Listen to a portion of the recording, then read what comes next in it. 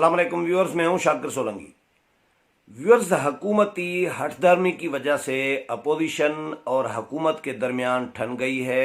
आज मौलाना फजल रहमान ने टेलीफोन किया था शहबाज शरीफ को और उनके साथ डिस्कस किया है। खबर बहुत बड़ी है कि अपोजिशन ने हुकूमत की जो पार्लिमानी कमेटी है उसको मुस्तरद कर दिया है और ये ऐलान किया है कि जब तक इसको पार्लियामेंट्री मॉनिटरिंग कमेटी नहीं बनाया जाएगा तब तक किसी कमेटी में अपोजिशन जो है शिरकत नहीं करेगी।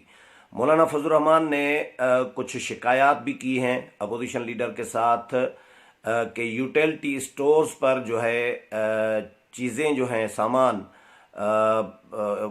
JUI के और जो अपोजिशन की जमातें हैं उनके लोगों को नहीं दिया जा रहा, सिर्फ PTI के लोगों को यूटिलिटी स्टोर्स पर इमदाद के लिए यानी सामान दिया जा रहा है। अगर JUI, नून लीग या पीपल्स पार्टी या दीगर जमातें लोगों की मदद करना चाह रही हैं, राशन फराहम करना चाह रही हैं इमदाद के तौर पर लोगों में, तो यूटिलिटी स्टोर्स पर वो जा रहे हैं। तो यूटिलिटी स्टोर्स की जो इंतज़ामिया है वो उनको सामान नहीं दे रही, लेकिन PTI के लोगों को सिफारिश पर जिनकी आ रही है कि ये PTI के हैं, ये हमारे हैं, उनको दिया जा रहा है। इससे ये हो रहा है कि PTI के लोगों को जब सामान मिलेगा, यूटिलिटी स्टोर्स पर राशन मिलेगा, बाकी जमातों को नहीं मिलेगा, तो यकीनन PTI के लोग अपने लोगों में बांटेंगे, एक बात। और अगर दीगर लोगों में जो इनके अपने नहीं होंगे, PTI के नहीं होंगे, उनमें भी बांटेंगे तो भी उनसे सियासी फ़ायदा हासिल करेंगे, उनसे फिर अगले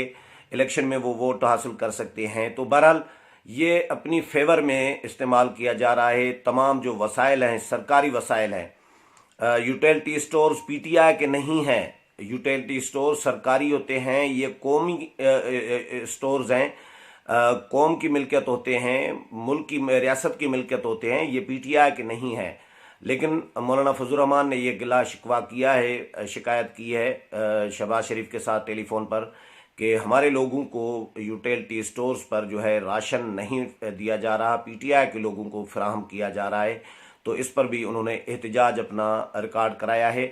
शहबाज शरीफ को मौलाना फजल रहमान का ये कहना है कि मैंने कायल कर लिया है कि किसी भी कमेटी में जब तक इसको पार्लियामेंट्री मॉनिटरिंग कमेटी जब तक कायम नहीं की जाती तब तक हम किसी कमेटी का हिस्सा नहीं बनेंगे। तो स्पीकर असद कैसर ने जो पार्लियामेंट्री कमेटी का 6 अप्रैल को इजलास बुलाया है, तो इम्कान ये है कि अपोजिशन की जमातें इस इजलास में शिरकत नहीं करेंगी जब तक पार्लियामेंट्री कमेटी जो मॉनिटरिंग कमेटी है, पार्लियामेंट्री मॉनिटरिंग कमेटी, ताकि वो फंड कहाँ कहाँ इस्तेमाल हो रहा है, किस तरह इस्तेमाल हो रहा है और कितना फंड बाहर से आ रहा है, कितना मुल्क के अंदर जमा हो रहा है, इकट्ठा हो रहा है, मतलब सारी इमदाद की जो निगरानी है, जो मॉनिटरिंग है, उसके लिए पार्लियामेंट्री कमेटी कायम करने का अपोजिशन ने मुतालबा किया है, मॉनिटरिंग कमेटी, ताकि उसमें अपोजिशन के लोग भी हों,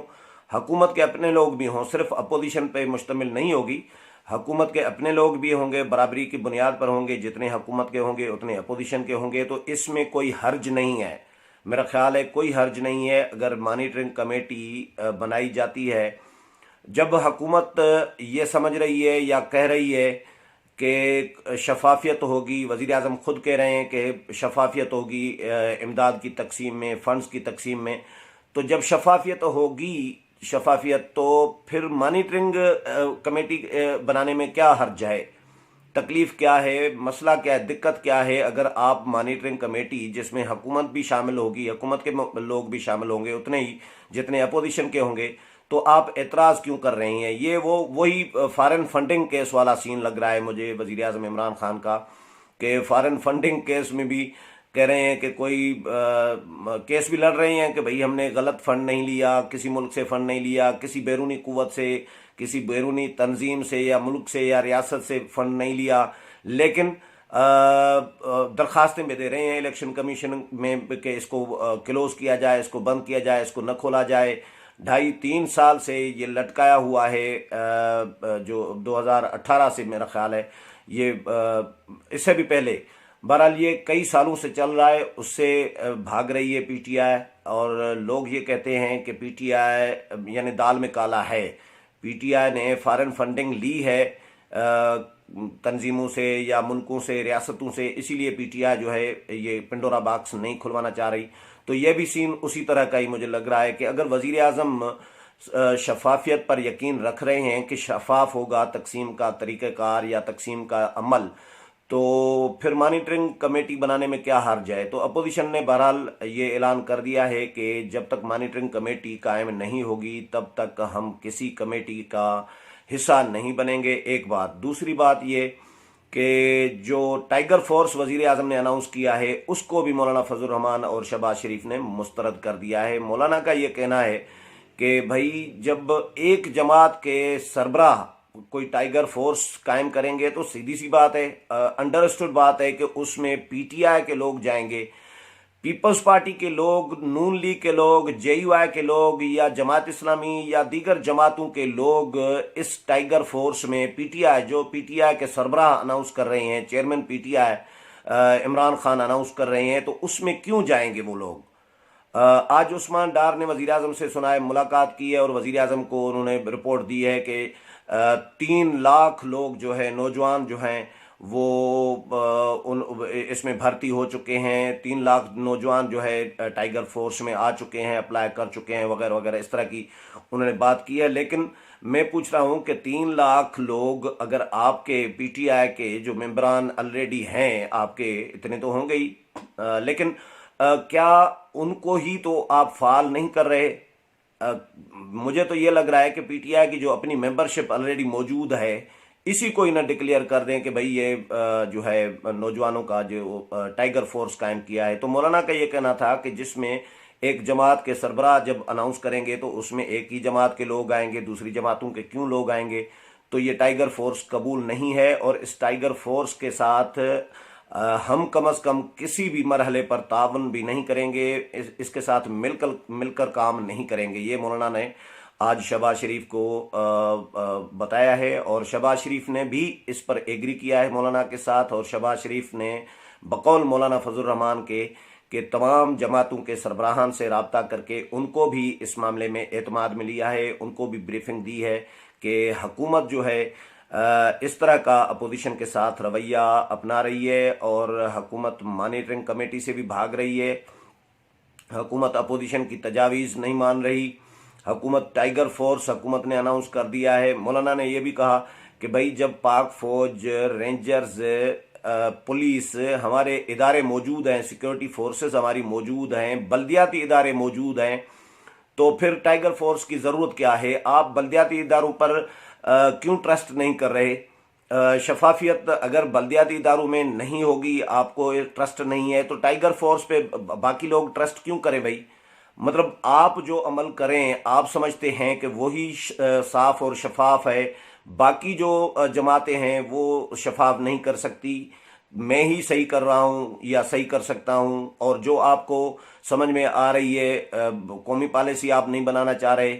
आपको जो समझ में, आपका जो जहन काम कर रहा है, अंडे और मुर्गियां पालने से मईशत बनाने वाले आइडियाज़ की तरह आपके अपने आइडियाज़ होते हैं। एक आइडिया आपका बताएं, अंडे, मुर्गियां, कट्टे, पता नहीं क्या क्या आपने तजावीज़ दी थी कौम को, लारे दिए थे कि ये मईशत इस तरह आप बेहतर बना सकते हैं। कोई काबिल अमल एक आपका अमल तो बताएं। तो जब आपके आइडियाज़ काबिल अमल भी नहीं हैं, उन पर अमल भी नहीं होता, तो कम से कम अपोजिशन से तजावीज़ तो मान लेना अपोजिशन की। क्या अपोजिशन की ये गलत तजवीज़ है? आप बताएं, कोई पीटीआई का बंदा बताए कि अपोजिशन की ये गलत तजवीज़ है कि मॉनिटरिंग कमेटी नहीं बनाई जाए और उसमें अपोजिशन और हुकूमत नहीं होनी चाहिए। क्या अपोजिशन की ये तजवीज़ गलत है कि एक कौमी पॉलिसी, इस पूरी सूरत हाल में आलमी वबा जो फैली हुई है, इसमें एक कौमी पॉलिसी होनी चाहिए जिसमें तमाम जमातें मुत्तफिक होनी चाहिए। क्या ये अपोजिशन का ये गलत है मुतालबा? क्या अपोजिशन का ये मुतालबा गलत है कि डॉक्टर्स को, मेडिकल के अमले को, नर्सेज को, उनको जो हिफाजती किट्स, मास्क वगैरह जो ज़रूरी सामान है उनको फराहम किया जाए। क्या ये तजवीज़ गलत है? क्या ये तजवीज़ गलत है कि हॉस्पिटल्स में जो ज़रूरियात हैं हॉस्पिटल्स की, वो आप हॉस्पिटल्स को फराहम की जाएं?